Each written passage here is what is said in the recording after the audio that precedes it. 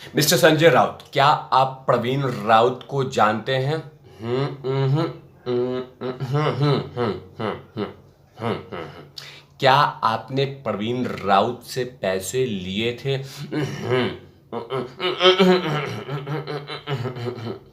क्या आपके अकाउंट में पैसे आए थे?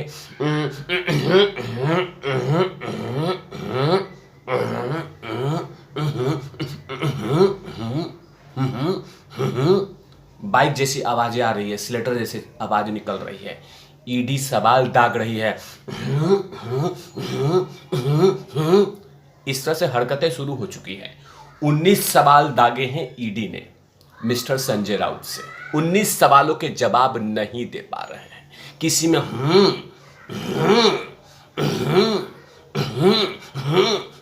कर रहे हैं। 19 सवाल दागे हैं ईडी ने, और जो जो सवाल पूछ रहे हैं उसमें किसी में जवाब नहीं है, या किसी में जवाब दे रहे हैं तो तौल के दे रहे हैं। जवाब दूं नहीं दूं, दूं नहीं दूं, दूं तो फंस जाऊंगा, नहीं दूंगा तो भी फंसूंगा। मतलब लगातार ईडी 4 अगस्त मतलब कल तक उनके पास समय है ईडी के पास, और ईडी लगातार ठोका ठोकी ठोका ठोकी ठोका ठोकी ठोका ठोकी कर रही है, क्योंकि ईडी नहीं चाहती कि कोर्ट में जाके उसके औंधे मुंह गिर जाए।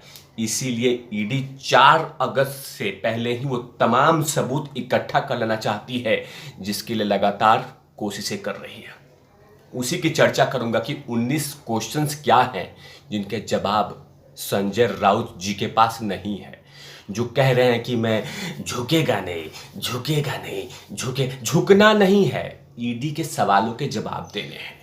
वो जो 600-700 घर परिवार हैं, उनका घर के साथ जो घपला हुआ था, जो गरीब के पेट पे लात मार के आप लोगों ने वो जो घपला किया, उसका जवाब देना है। और उसी को लेकर ईडी लगातार सवाल पूछ रही है, लेकिन संजय राउत के पास जवाब नहीं है। आखिरकार वो कौन कौन से सवाल हैं मैं बतला देता हूं। पहला सवाल पूछा है ईडी ने कि क्या प्रवीण राउत को जानते हैं, तो उन्होंने कहा है मिस्टर हाँ। उसके बाद अगला सवाल पूछा है कि प्रवीण राउत को कब से आप जानते थे, तो राउत जी का आंसर आता है कि 2012 से 2013 के से मेरी पत्नी के माध्यम से उनको मैं जानता हूं। वाह! लेकिन इससे संतुष्ट नहीं हुआ ईडी। अगला सवाल ईडी का होता है कि क्या आपको पता था कि प्रवीण राउत चौल पुनर्विकास में शामिल थे? जवाब, नहीं, मुझे तो बिल्कुल नहीं पता है कि प्रवीण राउत उसमें पात्रा चौल मामले में कहीं शामिल है। बिल्कुल नहीं, मुझे तो पता ही नहीं है, पता ही नहीं है। अगला सवाल ईडी पूछती है कि अलीबाग की जमीन खरीदने के लिए क्या आपको कैश में डील हुई थी? नहीं, मुझे नहीं हुआ था, लेकिन हुआ था। लगभग 10 प्लॉट खरीदने के लिए लगभग 3 करोड़ रुपए कैश की डिमांड दी गई थी। 10 प्लॉट खरीदने के लिए 3 करोड़ रुपए कैश दिए गए थे। ये रहा आर्टिकल, ये देखिए आर्टिकल में लिखा हुआ है। लेकिन कह रहे हैं कि नहीं, क्योंकि सवाल जो हैं वो जवाब देंगे तो भी फंसेंगे, और ना जवाब देंगे तो भी फंसेंगे। अगला सवाल ईडी दागती है उन पे कि लेकिन जमीन बेचने वालों ने कैश डील की पुष्टि की है, जो अग्नि में बताया है, कैश डील की पुष्टि की है लगभग 3 करोड़ की। जवाब, उन्होंने ऐसा क्यों बोला मुझे मालूम नहीं है। मतलब जिनको बेचा गया है, जिनको दिया गया है, वो क्या बोल रहे हैं, मतलब मुझे नहीं पता भाई कि मुझे क्या बोल रहे हैं। मतलब ये आर्टिकल छाप के बोल रहा है कि लगभग 3 करोड़ रुपए का मामला था। आगे बताता हूं आगे क्या हुआ था। आगे सवाल था कि अलीबाग में आपने 2010-2011 के बीच में 10 जमीनें खरीदी थी, जिसके बारे में बात किया, जिसके बारे में 3 करोड़ की बात हुई थी। उन्होंने कहा हाँ, जवाब दे दिया। 7वां सवाल था कि फिर आप कह सकते हैं कि आपकी और प्रवीण की मुलाकात 2013 में हुई थी, जबकि प्रवीण राउत द्वारा दिए गए पैसे से आपने जमीन खरीदा था। बताइए संजय राउत जी। तो उन्होंने कहा कि इस पर संजय राउत ने गोलमोल जवाब दिया। मैंने कहा था कि तौल के जवाब दे रहे हैं वो, मतलब सटीक आंसर नहीं दे पा रहे हैं। आगे कहते हैं, सवाल जो पूछता है ईडी कि राउत ने अलीबाग में जमीन खरीदने के लिए कितने रुपए दिए थे, तो उसका भी जवाब नहीं दिया, क्योंकि जाहिर सी बात है 10 प्लॉट खरीदे गए थे, तो कितने पैसे दिए थे मिस्टर प्रवीण राउत, जो कि अभी कस्टडी में है ईडी के। आगे कहते हैं कि आपके और आपकी पत्नी के अकाउंट में प्रवीण राउत द्वारा पैसे डाले गए थे, तो राउत जी का आंसर आता है कि राउत के जवाब से ईडी संतुष्ट नहीं हुआ, वह इस पर ठोस जवाब नहीं दे सके, क्योंकि अगर स्वीकार करते तो भी फंसते, अस्वीकार नहीं किए तो भी सवाल उठ रहे हैं। मतलब कि कहीं ना कहीं सवाल नहीं आंसर देना तो भी फंसना, सवालों का जवाब देना तो भी फंसना। आगे ईडी सवाल पूछती है कि क्या आप कई विदेश यात्रा प्रवीण राउत ने फाइनेंस किया है? नहीं, मैं तो बाहर गया ही नहीं है। आगे का सवाल था कि क्या 2010 और 11 के बीच में प्रवीण राउत आपको हर महीने में 2 लाख रुपए देते थे? नहीं, बिल्कुल नहीं देते थे। मतलब ये सवाल था। अगला सवाल ईडी पूछती है कि क्या आप स्वप्ना पाटकर को जानते हैं? तो उन्होंने कहा हाँ, वही सपना पाटकर जिसको लगातार किसी न किसी तरीके से धमकी और प्रताड़ित किया जाता है कि तू अपना मुंह बंद कर ले वरना याद रख। यही है सबूत सबसे बड़ी स्वप्ना पाटकर जो संजय राउत के लिए मुश्किलें पैदा कर रही है। तभी तो उसको किसी अननोन कॉलर से धमकियां दी जा रही है कि तू अपना जुबान बंद कर ले।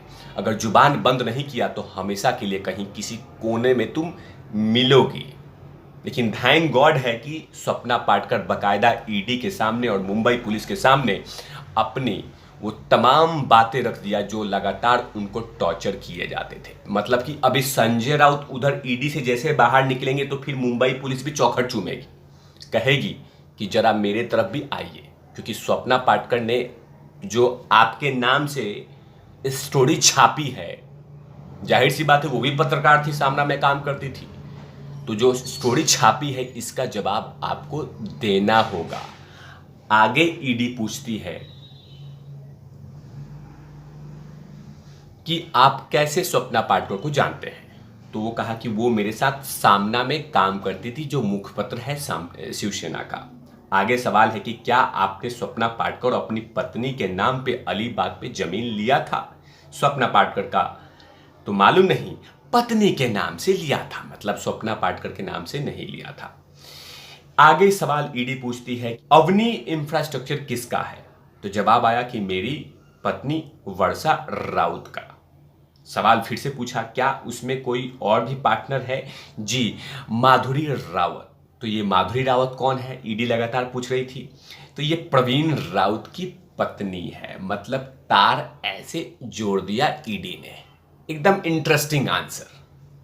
मतलब आपका अवनी इंफ्रास्ट्रक्चर किसका है? तो जी मेरी पत्नी का, मतलब कि संजय राउत जी की पत्नी वर्षा राउत जी का है।